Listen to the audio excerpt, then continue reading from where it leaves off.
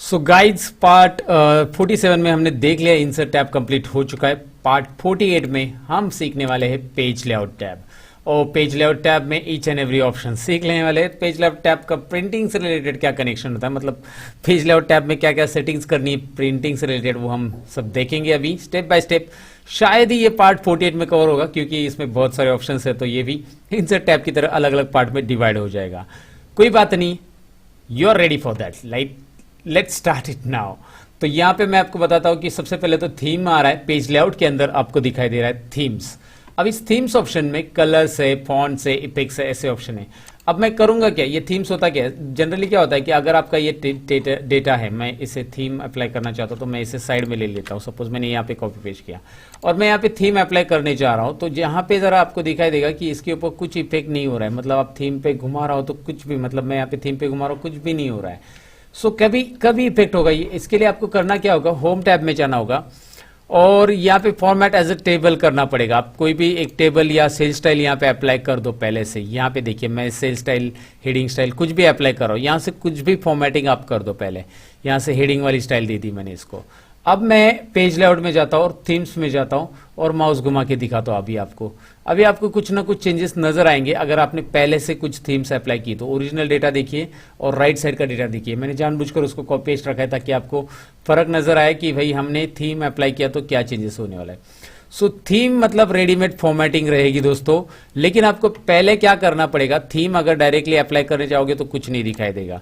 देखिए normal data कैसा था, हमने थीम अप्लाई करके कैसे बनाया वो आपको दिखाई दे रहा है। थीम कब अप्लाई कर सकते हैं मैंने आपको बताया। सबसे पहले होम टैब में जाकर आप सेल स्टाइल दीजिए या फॉर्मेट एज ए टेबल कीजिए। यहां से कोई भी स्टाइल अप्लाई कीजिए, कोई भी फॉर्मेटिंग। उसके बाद आपको जाना है पेज लेआउट टैब में और थीम्स में जाना है। ढेर सारे थीम्स यहाँ पे मिलेंगे। जैसे आप थीम्स बदलोगे वैसे आपको इफेक्ट दिखाई दे रहा है, लाइन कलर्स, टेक्स्ट का फॉन्ट वगैरह सारी चीजें यहाँ पे चेंज होती है। इतना ही नहीं, यहाँ पे आपको ढेर सारे कलर मिलने वाले हैं। दिखाई दे रहा है आपको कलर्स, यहाँ से आप चेंज कर सकते हैं। जैसे आपको कलर्स में चेंज करना है तो कलर्स में चेंज कीजिए। ये थीम्स जो ऑप्शन है यहाँ पे कॉर्नर पे याद रखिए, उसमें थीम्स में फॉन्ट्स भी मिलता है आपको। सो आपको फॉन्ट्स चेंज करना है तो फॉन्ट्स भी आप चेंज कर सकते हैं, वो आपको टेक्स्ट के ऊपर इफेक्ट दिखाई देगा।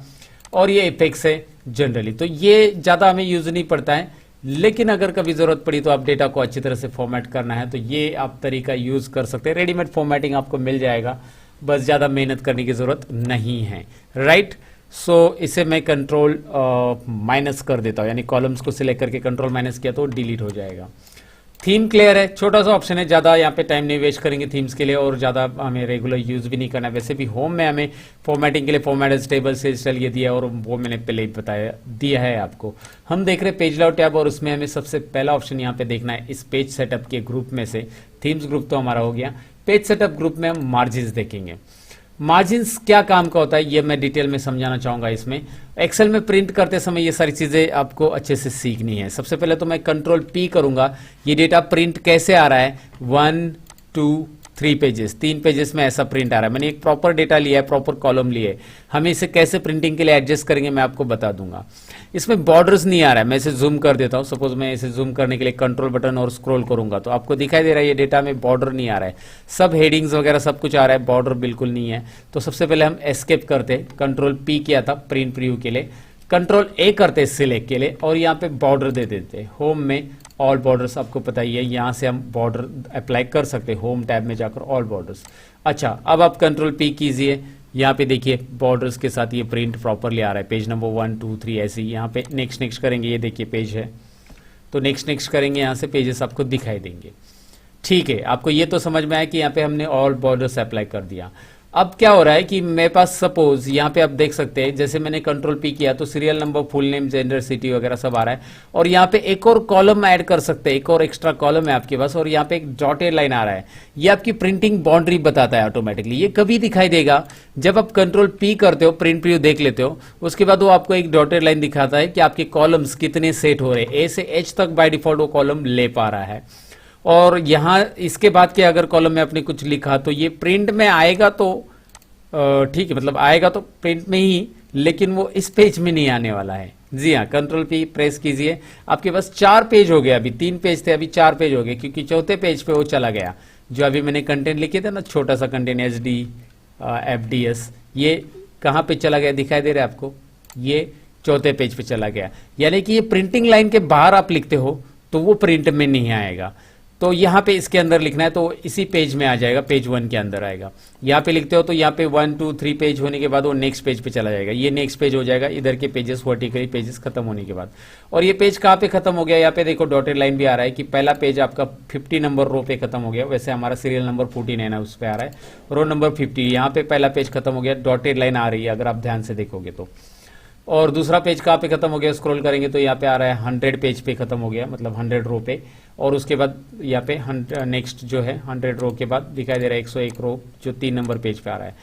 तो ये ही काम है हमें मार्जिन्स का भी। मार्जिन्स का काम क्या है कि मेरे पास यहाँ पे तीसरा पेज जो है उस पे एक ही रो चला जा रहा है, कंट्रोल पी कीजिए और ये वाला हटा दीजिए, पहले जो है वो SDF हटा दिया ना मैंने, हटा दिया, फिर भी वो चौथा पेज आ रहा है। ओके कोई बात नहीं, क्योंकि उसमें कोई कंटेंट नहीं है, कंट्रोल पी, फिलहाल चौथे पेज को भूल जाओ, उसको हम लोग हटा सकते हैं। नेक्स्ट तीसरा पेज है, चौथे पेज पे एक लाइन आ रहा है खाली बॉर्डर, उसके लिए वो आ रहा है चौथा पेज, दिखाई दे रहा है ना। ये छोटी छोटी चीजें जो हमें प्रिंटिंग में अभी समझनी है। तो चौथे पेज पे जो लाइन आ रहा है उसका रीजन है, यहाँ पे मैंने ऑल बॉर्डर दिया था शायद, उसको भी अप्लाई हो गया। यहाँ पे कुछ था वो, राइट, तो मैं इसे सिलेक्ट कर लेता हूँ और यहाँ पे होम में जाकर नो बॉर्डर कर देता हूँ। यहाँ पे जाकर क्या करना है मुझे, नो बॉर्डर। अगर मैं ऐसा इसे सिलेक्ट करके नो बॉर्डर करता हूँ, कंट्रोल पी करता हूँ, तो अभी आपको 3 ही पेजेस दिखाई देंगे। समझ में आया नहीं वो पेज मैंने कैसे हटाया, क्योंकि वहां पे मैंने कुछ लिखा था तो ऑटोमेटिक उसको बॉर्डर आ गया था, और बॉर्डर आने के कारण उसमें वो चौथा पेज पे प्रिंट के लिए आ रहा था, राइट दोस्तों। तो ये चीजें आपको यहाँ पे समझनी। 3 नंबर पेज पे देखिए एक ही है। तो यहाँ पे मार्जिन का काम क्या है, अगर मैं यहाँ पे देखूंगा तो मार्जिन कौन सा अप्लाई है पेज लेआउट में, मार्जिन में अभी फिलहाल जो मार्जिन है वो नॉर्मल मार्जिन है। ये देखिए उसके ऊपर ग्रीन चेक है, ये दिख रहा है ना, ये नॉर्मल मार्जिन है। सो नॉर्मल मार्जिन में क्या है, 0.75 टॉप बॉटम है, और 0.7 लेफ्ट राइट है, हेडर 0.3, फुटर 0.3। कस्टम मार्जिन में जाकर हम क्या करते हैं, टॉप मार्जिन या बॉटम मार्जिन में से एक मार्जिन, दोनों मार्जिन थोड़ा थोड़ा कम कर देते हैं हम। टॉप मार्जिन को मैंने 0.5 कर दिया, बॉटम को भी मैंने 0.5 कर दिया। अब मैंने ऐसा क्यों किया आपको समझ में आएगा, ओके कीजिए। और अब आप कंट्रोल पी प्रेस कीजिए, अब आपके पास 2 ही पेजेस आ गए।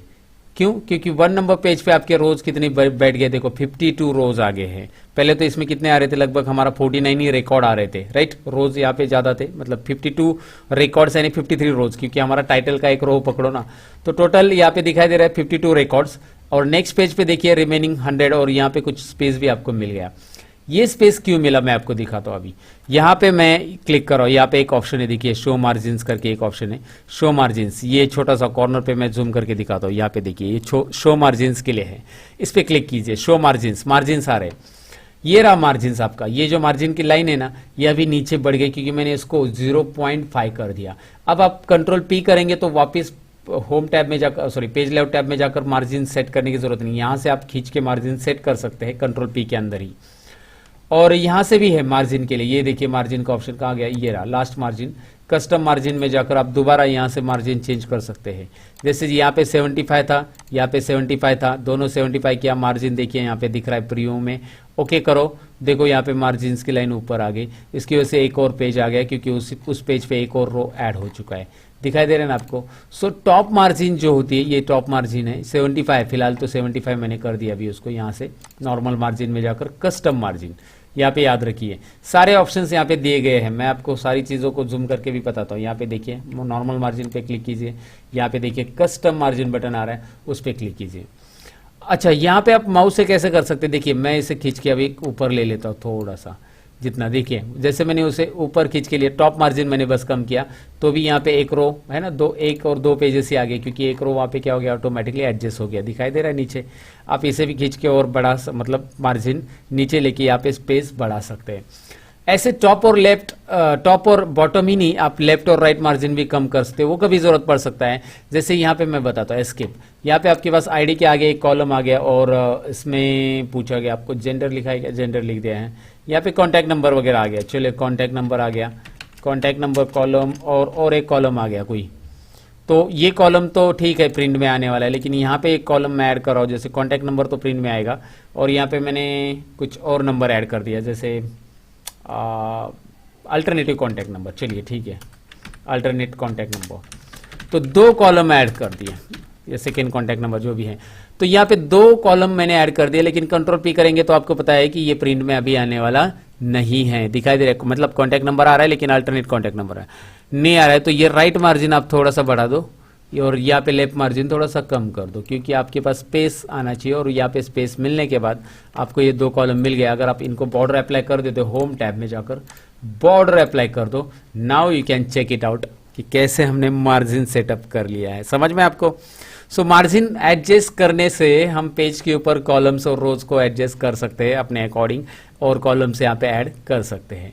तो ये हुई ना बात दोस्तों। पेज लेआउट में हमने पहला ऑप्शंस कवर कर लिया, थीम्स और मार्जिन का, और मार्जिन को प्रॉपरली समझ लिया कि मार्जिन कम करने की जरूरत कब होती है और कहाँ कहाँ से कम कर सकते हैं। हम यहाँ से जाकर भी मार्जिन को कम कर सकते हैं, लेफ्ट राइट को यहाँ से डायरेक्टली ये शो मार्जिन बटन पे शो करते हैं, हाइड शो, और यहाँ से आप कर सकते हैं मार्जिन को कम ज़्यादा। इसका बेनिफिट क्या होता है आपको डेफिनेटली समझा होगा। पार्ट 48 में हमने पेज लेआउट की कुछ सेटिंग्स देखी, जैसे कि मार्जिन और थीम्स। अब ये करके देखिएगा। पार्ट 49 में हम कुछ और देखते हैं, इसका प्रैक्टिस पहले कर लीजिएगा कि मार्जिन सेटअप कैसे होता है। मिलते हैं 49 के अंदर। Thank you very much for watching guys, bye bye.